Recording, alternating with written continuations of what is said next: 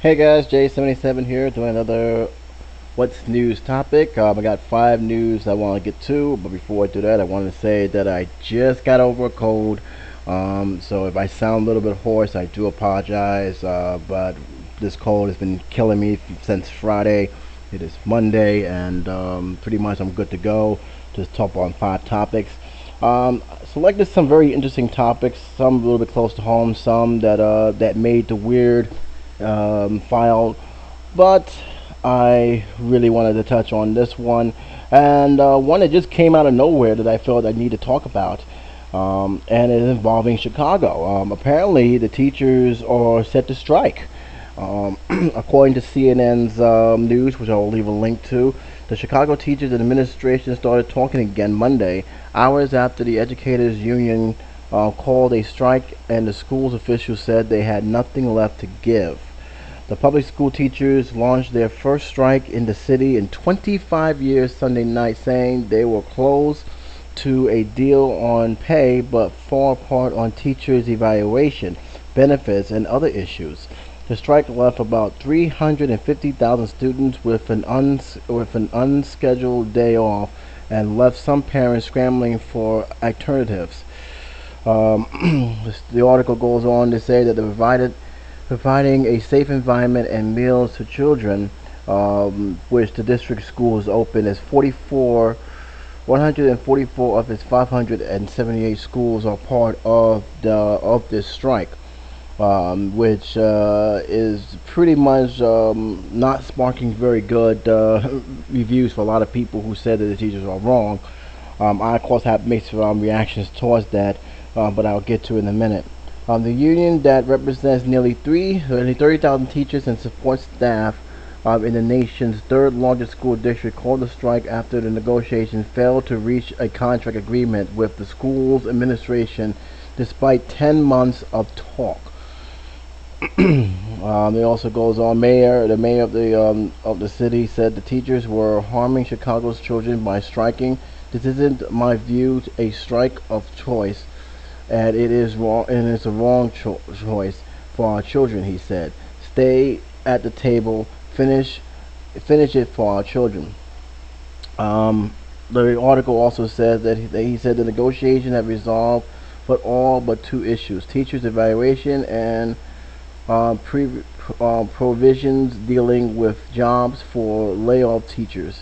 However, Chicago Teachers Union President Karen Lewis said that teachers have no choice but to strike despite intense but productive bargaining sessions. The primary disagreement appears to be teachers' job security in the wake of a new program that evaluates teachers based on students' standardized test scores. Chicago Teachers Union board members Jay Renhack called the idea data driven madness. And I'll get to that too, because we're having the same problem in New York with this, with the teachers' evaluation. And so obviously other cities have adopted their own stuff, which has drawn a lot of very not so kind reactions to a lot of teachers as well as other people within the Board of Education. This is no way to measure the effectiveness of the educator, she said Sunday. Further, there is too many factors beyond our school control which impacts how well some students perform and on standardized tests such as poverty, exposure to violence, homelessness, hunger, and other social issues beyond our control.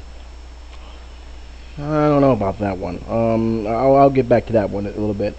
Um, it also says in this article that the teachers want to block changes in their health insurance benefits and when concessions on classroom conditions.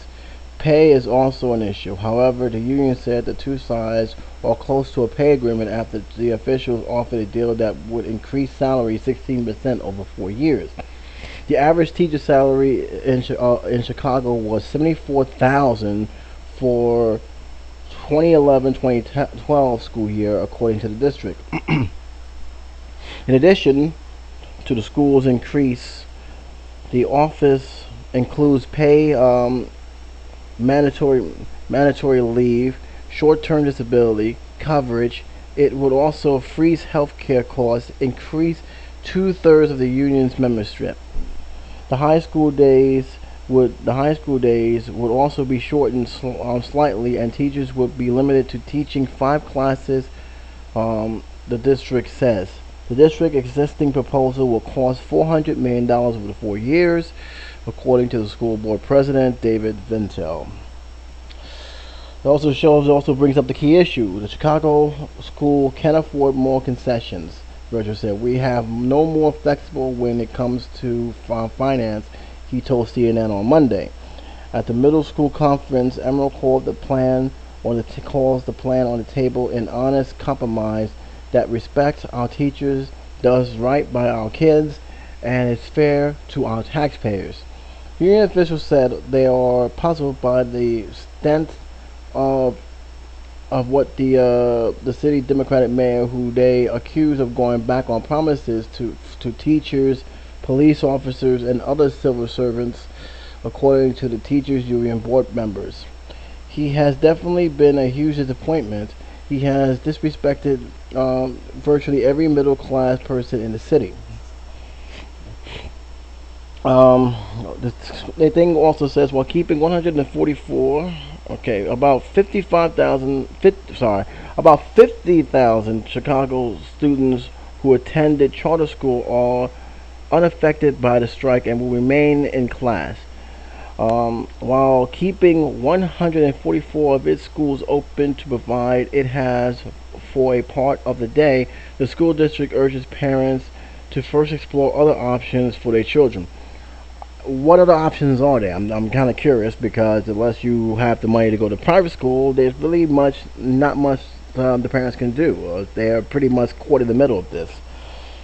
So that's pretty much a dumb statement to make by itself. I'm just keeping it real.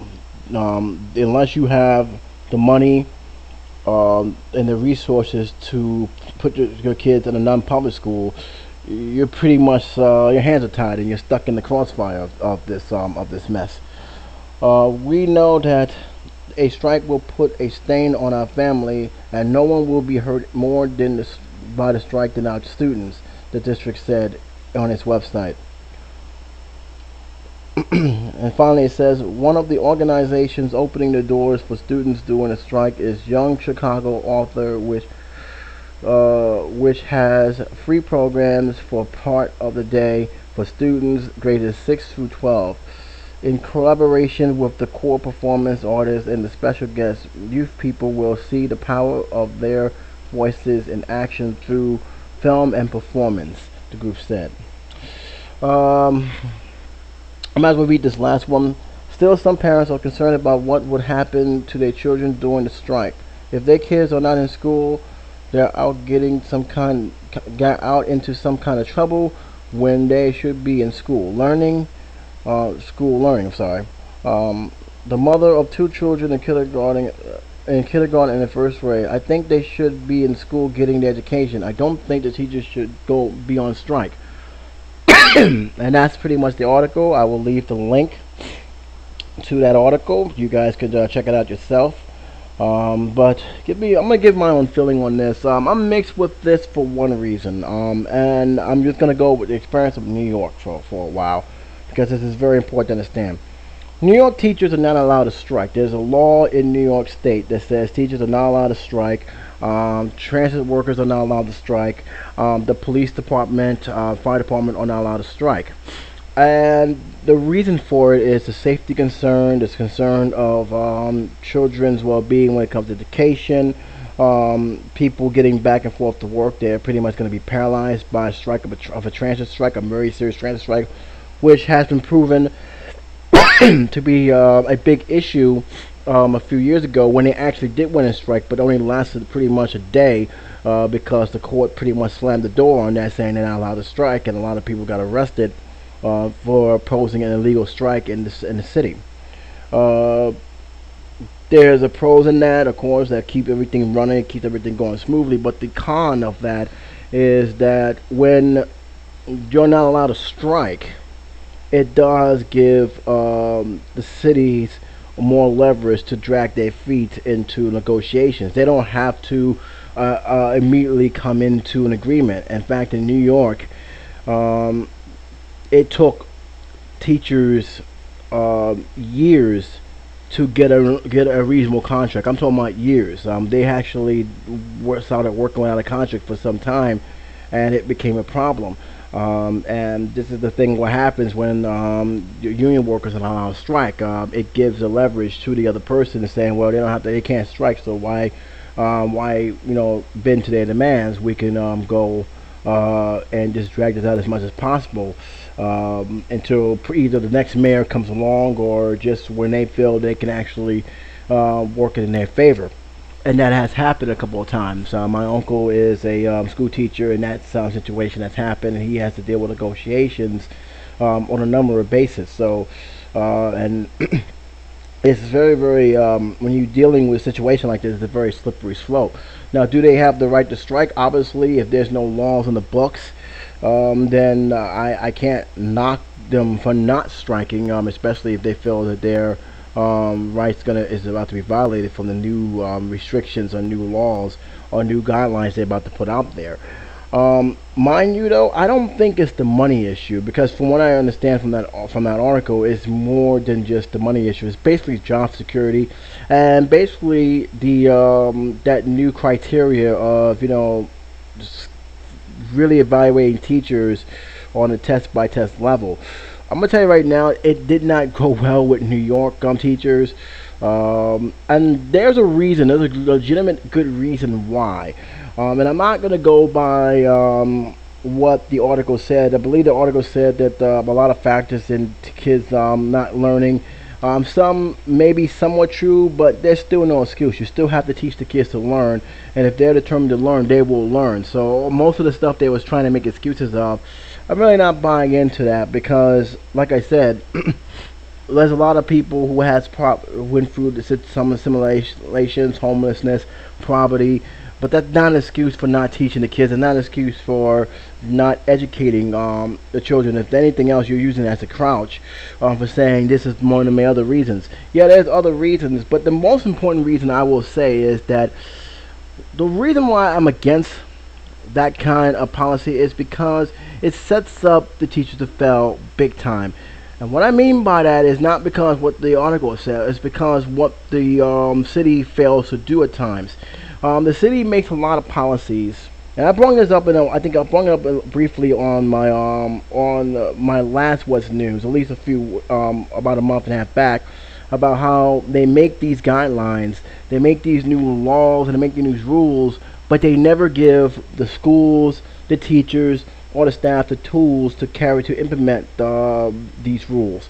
The same thing goes to here. They're making these rules saying that they're going to evaluate you by these tests and grade score, and how you fare in each class and each students. But yet they never really, when it comes to, I need this equipment, I need the proper curriculum to teach my students, they either say we don't have the money for it, or they basically simply won't respond. And sometimes they do that on purpose if they want to shut down a particular school, or just basically basically they just don't care. There's a lot of red tape that goes into that, and that sets up a teacher in an unpleasant situation where either A, they're gonna forge a lot of these test scores, or B, they're basically gonna they will do something where it makes it look like they're doing more than what they originally do with less. And the idea you can do more with less, they can only take you so far, and then it's basically gonna come back and bite you in the rear end.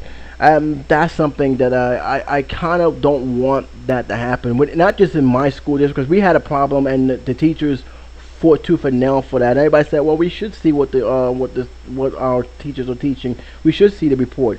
Here's the thing, though: the report can also be misinformed. In other words, it could be mistakes, and they have been shown that there are a lot of these tests that they gave these teachers was not exactly accurate, and you cannot go on a grading system that's not going to be 100% accurate. Wasn't even 80% accurate. Wasn't even 70% accurate. And I can understand where the teacher is at. So mostly it's not much of the money, because it sounds like they was very close into the deal. It's more about job security. and it's definitely more about those new evaluations, which to be honest, it's not even scary in Chicago. It's definitely scary in New York, and they're not happy about it. They're still fighting for it. So I can see where that's coming from. Other than that, about the excuses of poverty, homelessness, and neglect, I'm not really buying too much into it, because if you're a caring teacher, you will catch that and you will do everything you can to help that student with his education. So holding that as a crouch is, to me, is a lame excuse.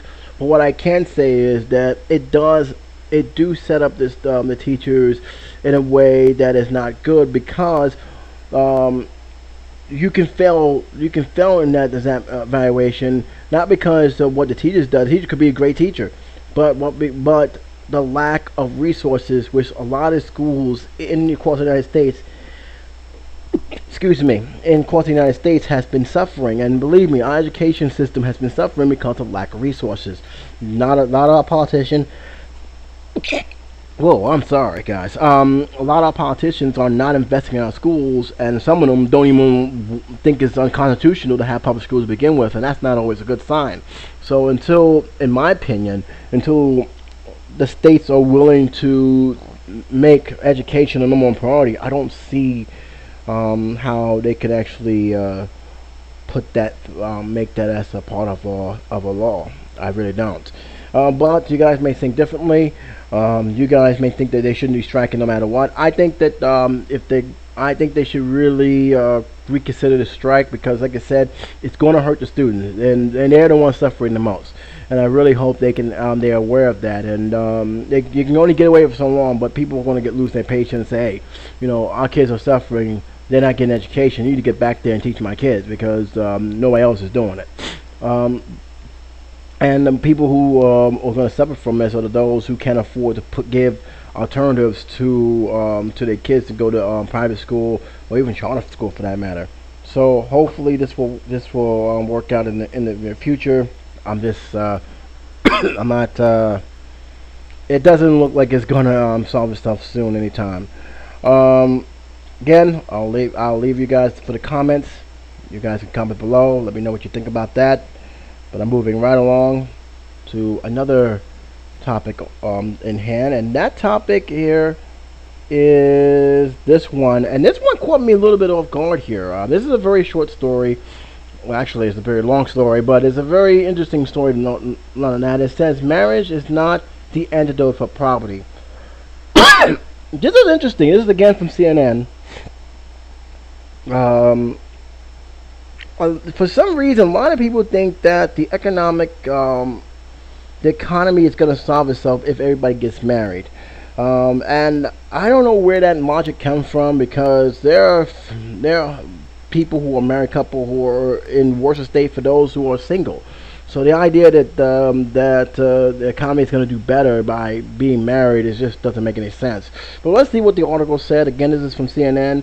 And it says, here we go again. Just as in the 80s, some conservative moralists are punting or trying to blame America's current economic incentivized jobless and social inequalities on the very people most victimized by the economy trend. Once again, they are telling us that people can make it if they just pull themselves up by their own bootstrap and keep their shoulders to the grindstone and cross their legs until marriage. Last week recycled in the 1992 election slogan that has been the antidote to poverty is marriage. This theme was also sounded by Rick Santorum at the Republican National Convention, who claims that the cure for poverty and economic insecurity is within everyone's grasp. Guarantee for high school, graduate from high school, work hard, and get married before having children. He extorted his listeners. Uh, listeners to a thunderous applause, and the change will ever be, and the chances you will ever be in poverty is just 2%. Now, I have my own mixed feeling. I'm gonna stop right there for a minute. Okay, I have my own mixed feelings on on young people having children at a very young age, knowing they themselves cannot care for their child. I understand. I can pretty much understand. However, that's not the real reason that poverty exists. And again, the idea that you got to get married, that's more of a religious moral value. It has nothing to do with the economic crisis that's going in today. And according to this, even this article is not even taking that seriously. Um, Seriously, we have any these pundits and politicians talk to any people who have lost their jobs in the past 15 years, and that's pretty much saying right straight up. Most people lost their jobs in the past 15 years, or both single, married with children. It hits everybody. It doesn't hit one specific group, and I get a little annoyed when they try to play that, family morality crap every single time when they try to run for election, because it always gets thrown back in their faces in ways that even they themselves cannot dream of. I don't know why they keep thinking that is the ultimate. It's like a machine. Oh, if you graduate from high school and work at your job, you'll be successful. That's not always the case. And let me just go on and read more of this. It says here again, graduate from high school is generally a good idea, which it is, but is no longer much protection against poverty. In fact, 70% of working age adults who live in poverty do have high school diplomas, and that is so true. And many have education, attended colleges, according to calculation, preparing for a forthcoming paper by economics Sean Frischman, senior research associated with the Center of Economics and Policy Research. Over the past 3 years, indeed, Americans with some college under their belts have experienced sharper decline in income than any other group. And that is and that is so true. There are people who have colleges, diplomas, had nice degrees, working two jobs, and they still hasn't reached over that poverty level. That's the big issue. Working hard is a good advice, but is morality of American families have seen their real wages strained or declined over the past 30 years. Even as the increase of their involvement in paid labor by 2007, before the start of recession, the average employed 25 to 29-year-old man with a high school degree made almost $4 less per hour in consistent dollars than his counterpart in 1979. And that's if he could find work in the first place. And the likelihood that such man would experience a job loss, reduction in pay and benefits, or financial emergency could not meet out by saving as an increase therefore since 1970. In the area when the income is increasingly necessary to raise a family, getting married makes excellent economic sense for a woman who wants to have child, but first she needs to find a man who can actually make the financial contribution to the marriage. An increasingly difficult task, especially for working class African American women. University of Maryland psychologist Philip Collin, the family diversity inequality and social change. That's in big cities there are often fewer than 50 single employees black men for over 100 unmarried black women. And in the same age range, because poor employment opportunities, high increasing rate, and a minority rate that is pretty much not there. White working class women with or without a high school diploma also increasingly face shortage of marriage men, and they have a good reason to approach marriage consistently, even if they get pregnant. This is one reason that high school graduates are twice as likely to divorce more as more economic security college graduates getting married and then divorcing after divorcing often leaves a woman worse off than if she had remained single or without children and had forced and had focused on improving her own earning power. Very interesting article. I'm gonna leave that as is. I'm gonna leave a link because there's a lot of stuff here that you guys can take a look at. But I'm gonna let you guys look at it yourself and you guys come up with your own decision. But yeah, I mean that's a very powerful article. And the idea that if you get married and you finish high school, that philosophy, it may have worked in the 50s, it may have worked in the 60s, it may have somewhat worked in the 70s, but this is not that age anymore. Stop thinking about those times in the 50s, 60s, and 70s. This is the year 2012. It's going to be 2013, and times have changed. Times have changed big time, and the working environment is not what it used to be, and actually it's gotten worse. And this idea that if you graduate from high school, yeah, it's great to graduate from high school, gives you a fighting chance out there in the world, yet there are still so much obstacles. People working two jobs is one of them. I think if you don't know that people work two jobs just to live, just to get by day to day, I don't know what else to tell you. But this is the idea that people continue to throw that around. I think you need to start. I think they need to stop and look at the situation, really serious look at the situation, because when people make those comments to me, they may mean well, but it's obviously they have no idea what's going on in the country, and they need to, before they even think about running for office, they need to have a look for themselves and see how many middle class, black, white, whatever, are really struggling out there to make ends meet. I guarantee you, they will not make that comment. This boggles the mind. And again, I have my own issues with people having children at an early age, but that's just me. But it doesn't excuse the fact that, hey, look, that's the idea that you need to not have children and get married and then have a kid, and then your poverty rate will drop. That's a poor logic, and and even in today's world, that's just you just can't go by that. You just can't.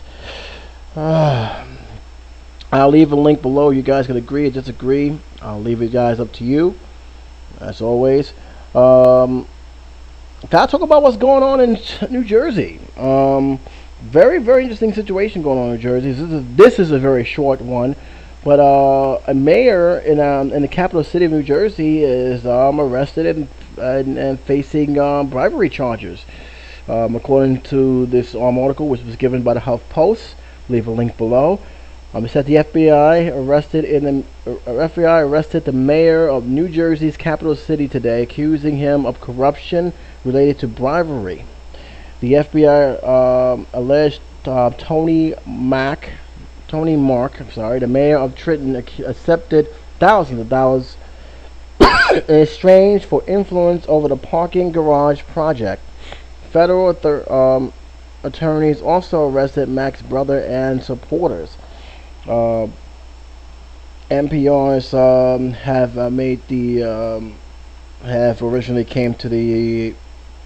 originally had reported the news.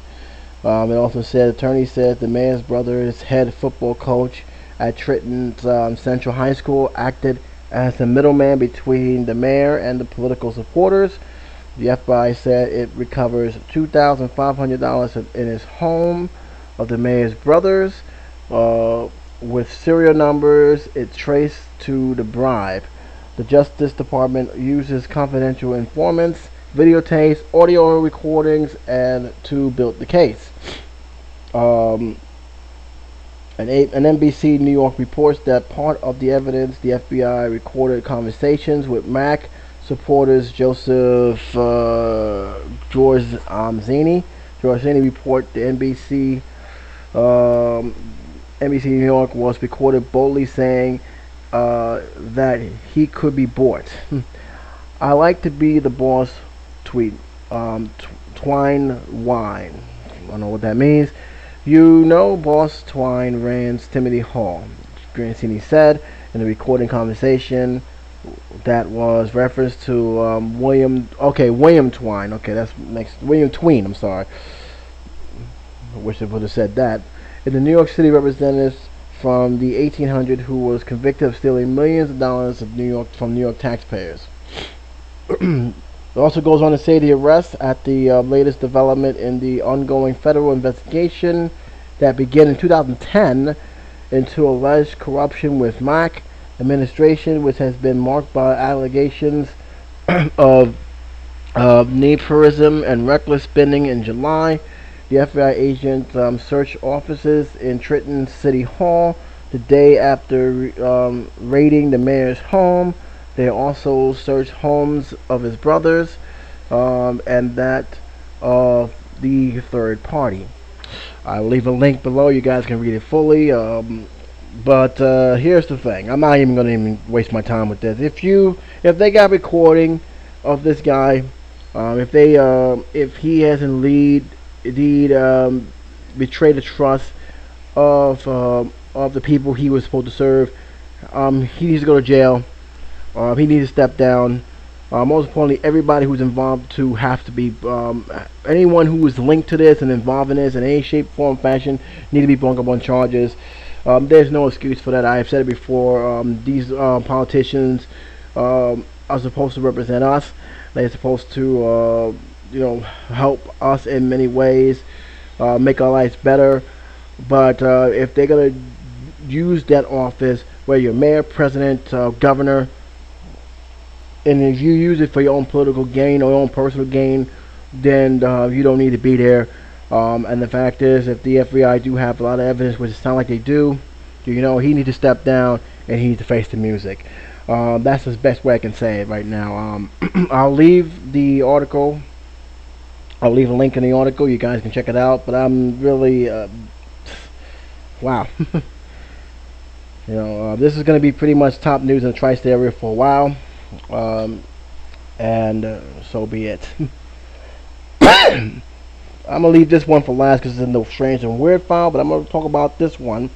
Something a little different here. Christopher Shell's victim of an airplane explosive hoax arrested for outstanding warrants. This is kind of weird because of the title. I'll read a little bit of this more so you guys can understand what's going on. A man angry about a compromising Facebook photo of his girlfriend took advantage against his ex-boyfriend, who posted it and making it a hoax call to police that set off a terrorist scared and got a former crew taken off the airline at gunpoint. Authority says. Wow. Yeah, I'd be mad too. I mean, there's no question about that. I will definitely not be too happy if that happens. You guys pointing a gun, I probably would be scared to death. I probably would be petrified in fear, especially when you have more than one people pointing guns at you. So yeah, I would be pretty much mad at the hoax. But apparently that's just the beginning of the story. Let's continue.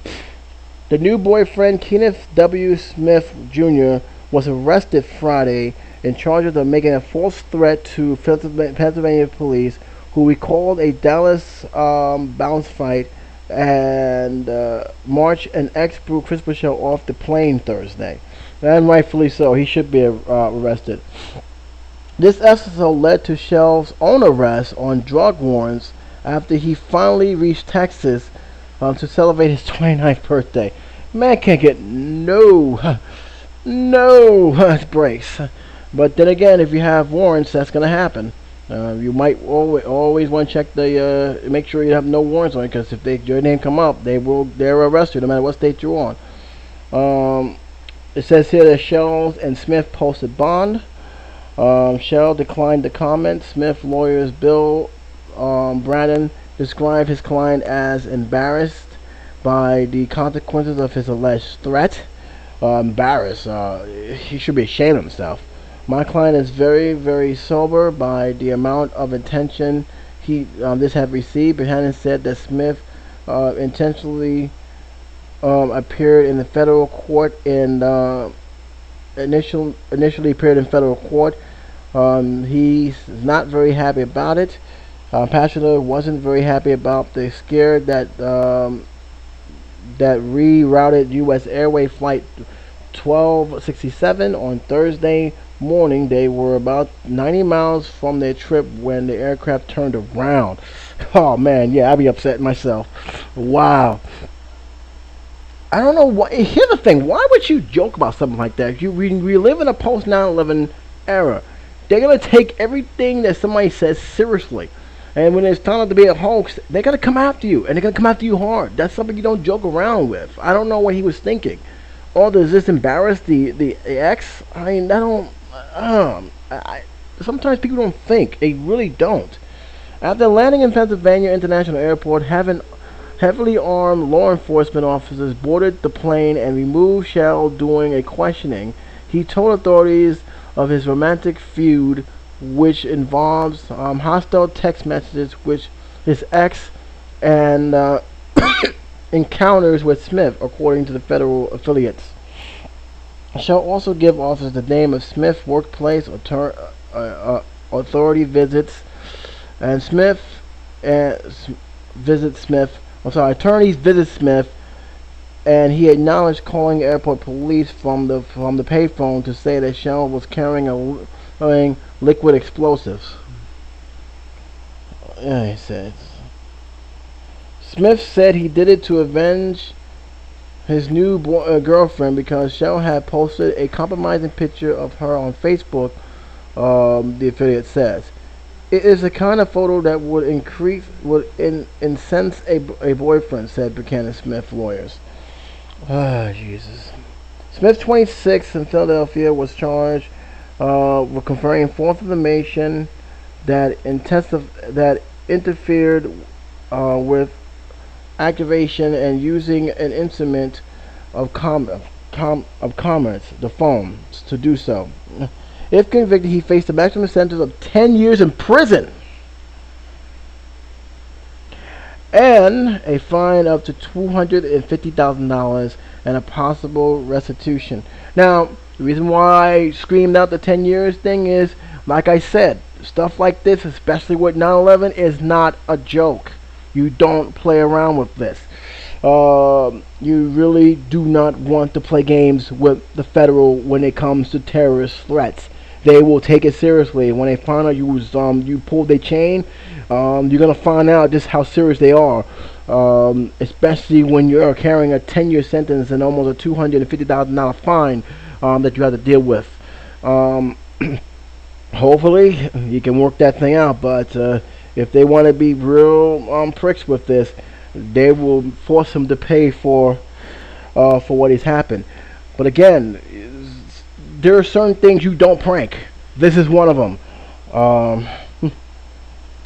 As for the other one, he had outstanding warrants, they said, of 2 drug possession charges, less than 2 ounces of marijuana, and less than 28 grams of a controlled substance.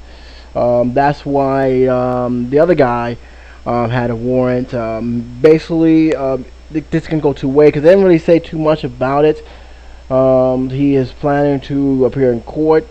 But that's pretty much it. They haven't, and that's really because he may just get off with a fine, and that's it. They're not gonna, unless Texas has a law that's saying 28 ounces of marijuana or whatnot is constitutional to 30 years in prison. I don't see him actually serving a day in prison. He probably go to jail, pay the fine, and be on his way.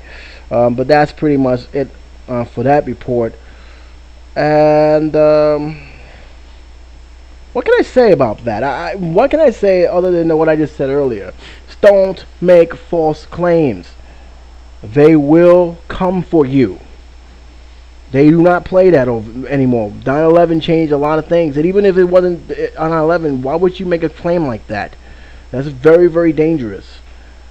And now he's realizing just how serious they take it, because if he loses his case, he can serve 10 years in prison, all because he made a prank call or a false report. Really, people don't think when they're angry sometimes.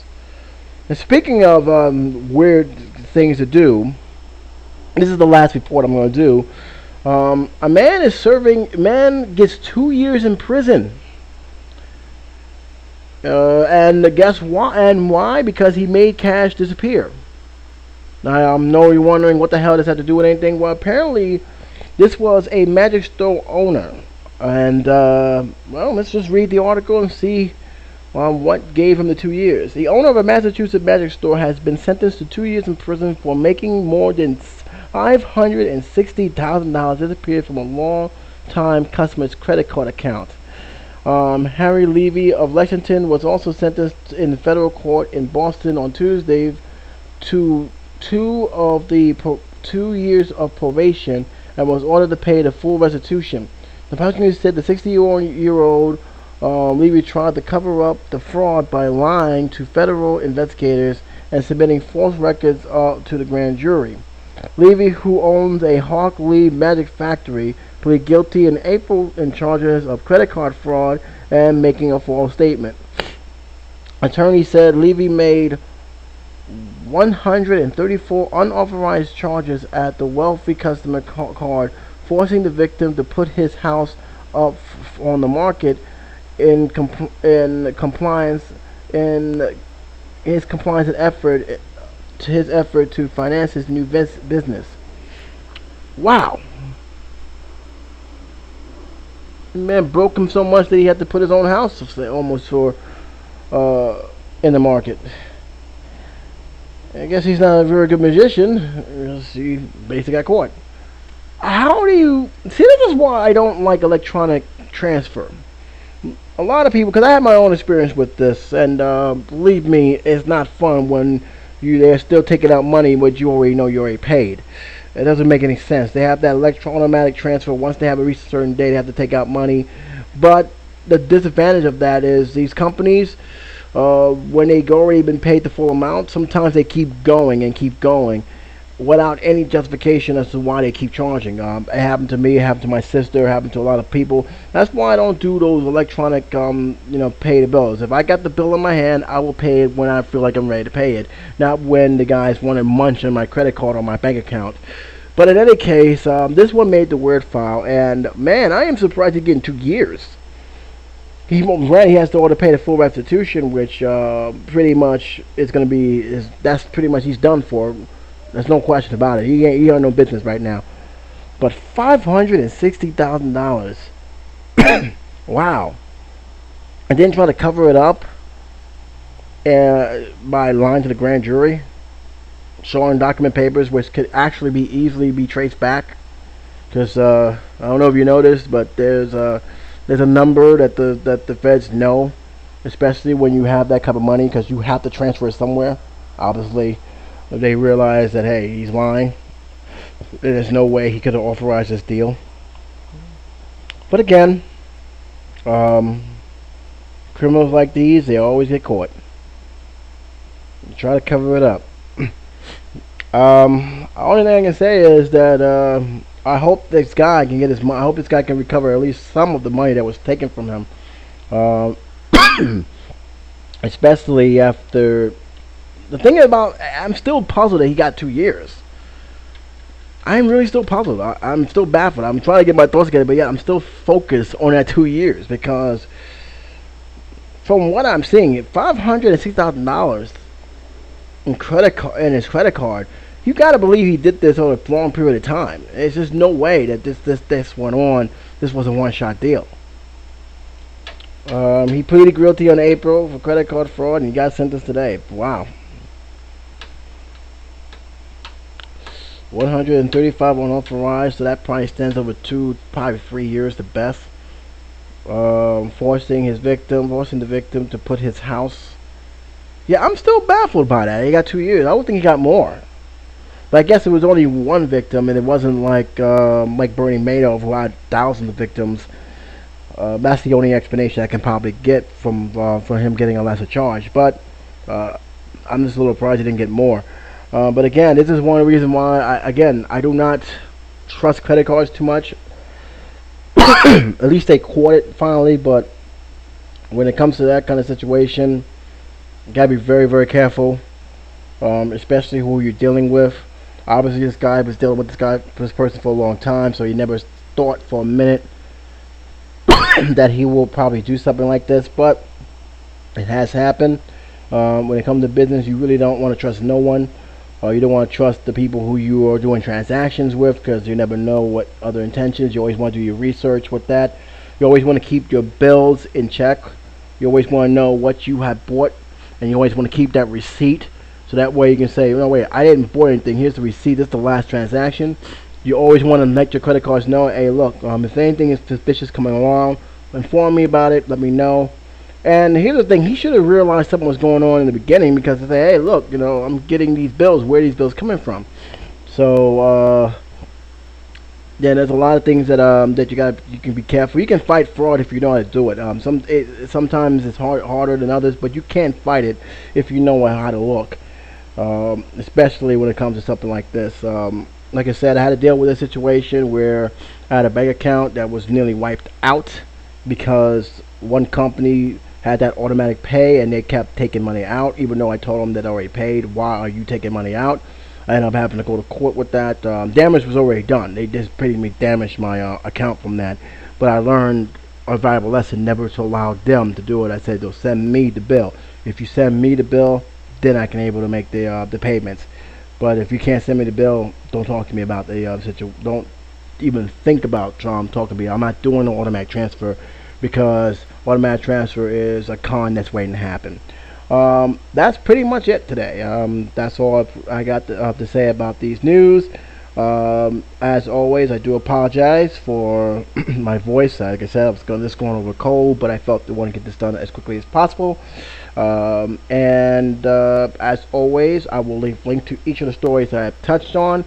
You guys can look at them if you want. It's up to you guys. Make comments or comment on this video. But like always, this is J77 saying, guys, take care, be safe, and have a happy fall.